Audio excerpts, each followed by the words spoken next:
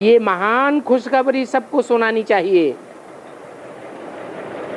कि भगवान बाप आया है सदा सुख का वर्षा देने के लिए। अभी दिल्ली में प्रदर्शनी भी होनी है, तो बच्चों को डायरेक्शन मिलते हैं, खुशखबरी लिखो। कार्ड्स जो छपवाते हैं उसमें भी ये लिखना चाहिए, ऊंचे ते ऊंचे बाप की ऊंचे ते ऊंची खुशखबरी। प्रदर्शनी में तुम दिखाते हो कि नई दुनिया कैसे स्थापन होती है, तो एक क्लियर और पूरे अक्षरों में लिखना चाहिए, बेहद का बाप, ज्ञान का सागर, पतित पावन, सदगति दाता, गीता का भगवान शिव है। वो कैसे ब्रह्मा कुमार कुमारियों द्वारा फिर से कलयुग संपूर्ण विकारी भ्रष्टाचारी पतित दुनिया को सतयुगी संपूर्ण निर्विकारी पावन श्रेष्ठाचारी दुनिया बना रहे हैं, वो खुशखबरी आकर के सुनो अथवा समझो। क्योंकि गवर्नमेंट से भी तुम्हारी ये प्रतिज्ञा है। क्या 66 में प्रतिज्ञा की थी? 10 वर्ष में हम भारत को फिर से सतयुगी श्रेष्ठाचारी 100% पवित्रता सुख शांति का दैवी स्वराज्य कैसे स्थापन कर रहे हैं और इस विकारी दुनिया का विनाश कैसे होगा वो आकर के समझो। 10 वर्ष में कौन सी विकारी दुनिया का विनाश होगा? 76 में कौन सी विकारी दुनिया का विनाश होगा, विघटन होगा? है जो इस ब्रह्मा के द्वारा पतित विकारी सृष्टि रची गई है, उस पतित विकारी सृष्टि का विघटन सन 76 से शुरू हो जाएगा। ये बात समझानी है, ऐसे क्लियर करके लिखना चाहिए कार्ड में।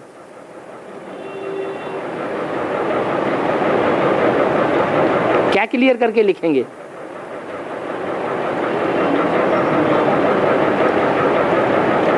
कि तथाकथित ब्रह्मा द्वारा जिस ब्रह्मा की पूजा नहीं होती है, मंदिर नहीं बनते हैं, मूर्तियां नहीं बनती हैं, उसका कारण तो पता चले। क्यों नहीं बनते हैं, क्यों नहीं पूजा होती है? क्योंकि उस ब्रह्मा के नाजायज प्यार लेने वाले बच्चों ने ब्रह्मा की दाढ़ी की लाज ऐसी नहीं रखी जो पतित भ्रष्टाचारी दुनिया ब्राह्मणों का विघटन होने लगा। कितने वर्ष में होने वाला है? 10 वर्ष में होने वाला है। कार्ड में ही ये बात ऐसे लिख दो।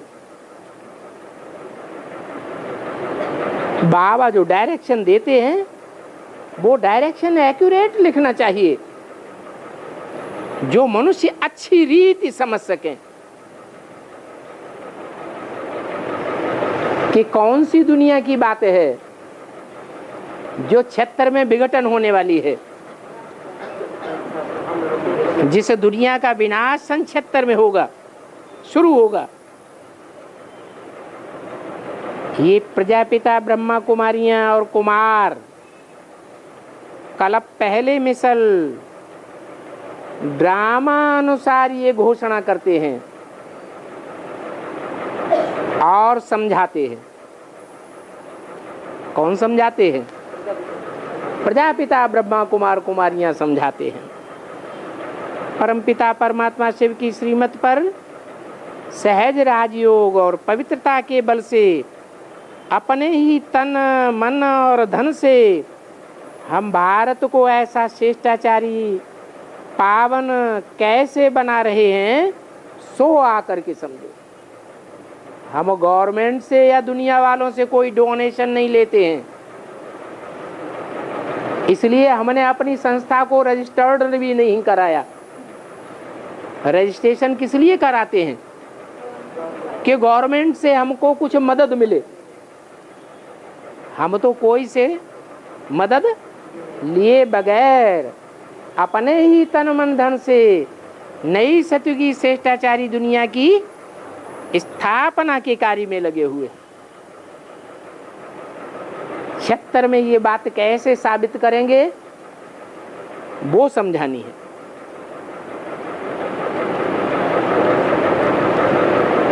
ऐसे क्लियर करके कार्ड में लिखना चाहिए जो कोई भी समझ जाए।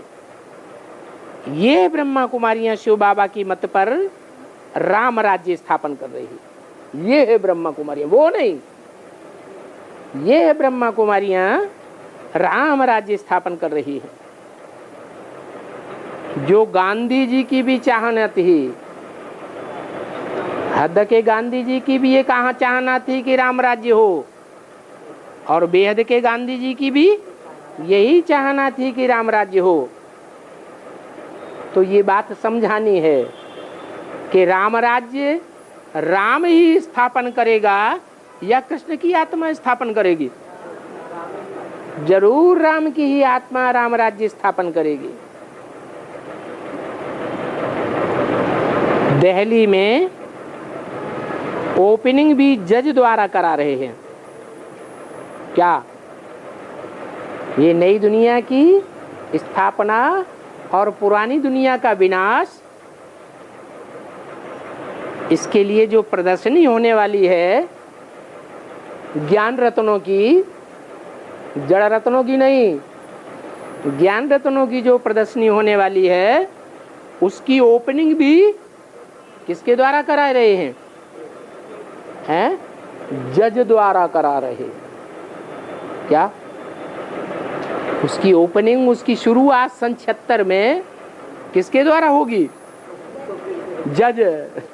कौन सा जज है? जो बड़े से बड़ा जज है, धर्मराज कहा जाता है।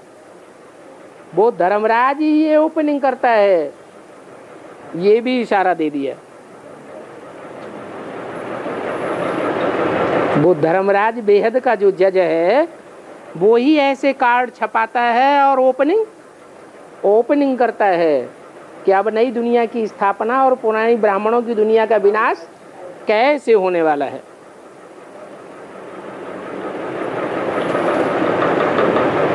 बाबा ने जो बातें बोली हैं वो पत्थर की लकीर होंगी या झूठी बातें होंगी? पत्थर की लकीर होंगी। जरूर कोई ऐसे सन 76 में कार्ड भी छपाए गए होंगे जिनमें साफ लिखा होगा कि कैसे ब्राह्मणों की पतित भ्रष्टाचारी दुनिया का विनाश और नई दुनिया की स्थापना का कार्य सन 76 से शुरू हो रहा है। दिल्ली की ओपनिंग भी जज द्वारा करा रहे हैं। अखबार में भी ऐसे फुल निमंत्रण पड़ जाए कि ये बात आकर के समझो। ये समझाने की बात है। क्या सिर्फ सुनने मात्र से 10 वर्ष की घोषणा कोई को समझ में नहीं आवेगी।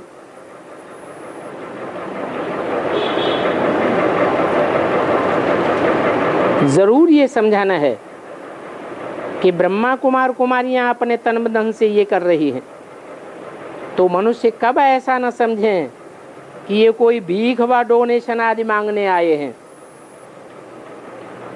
क्योंकि दुनिया में तो सारे के सारे ही भीख या डोनेशन पर चल रहे हैं। क्या कौन सी दुनिया में चल रहे हैं भीख या डोनेशन पर? कौन सी दुनिया के लोग चल रहे हैं? ब्राह्मणों की दुनिया के। बेसिक ब्राह्मणों की दुनिया में जो भी है, जो भी कारोबार चल रहा है वो किस आधार पर चल रहा है? डोनेशन के आधार पर चल रहा है। और यहाँ तो सब है ही गृहस्थी, डोनेशन आदि की तो बात ही नहीं।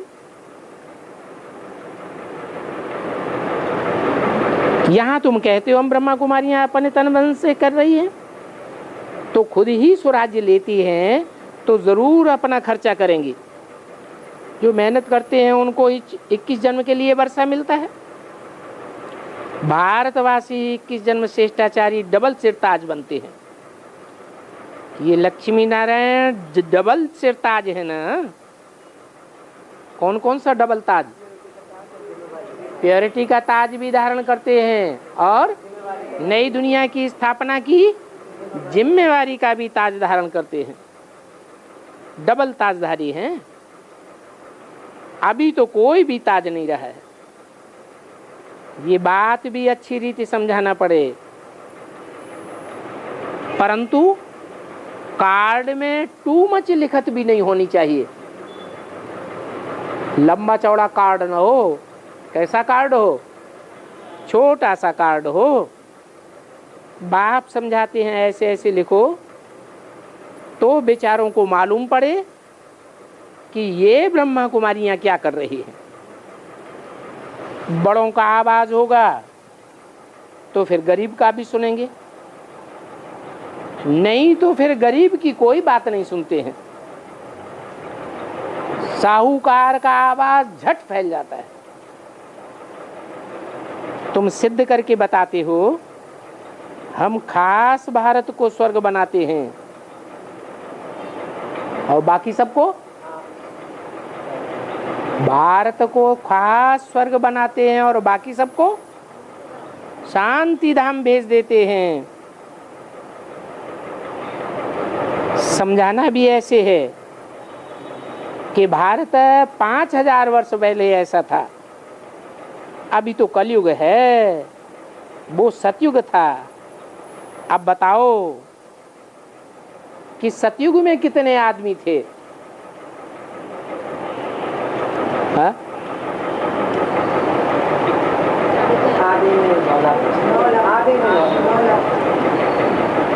क्या प्रूफ? अरे आसमान में कितने सितारे होते हैं?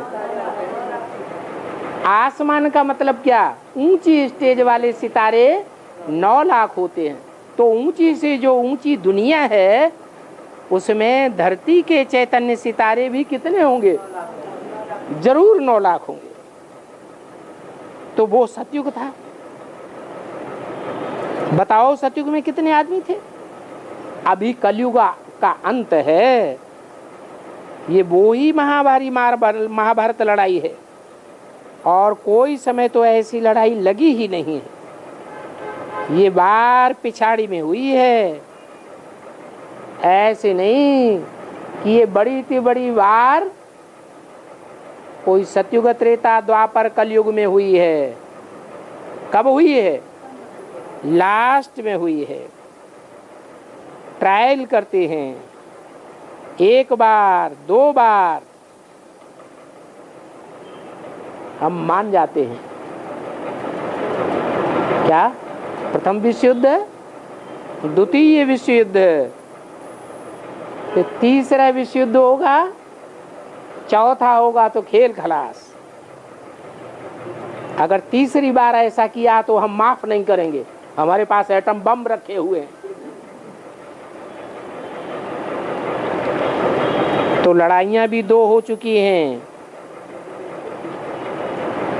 इस महाभारत युद्ध को तीसरी लड़ाई कहा जाता है।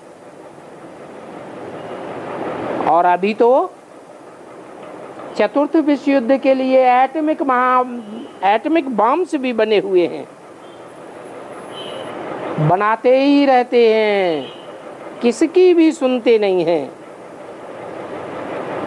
तो कहते हैं जो बॉम्ब्स बने हैं वो सब समुद्र में डाल दो।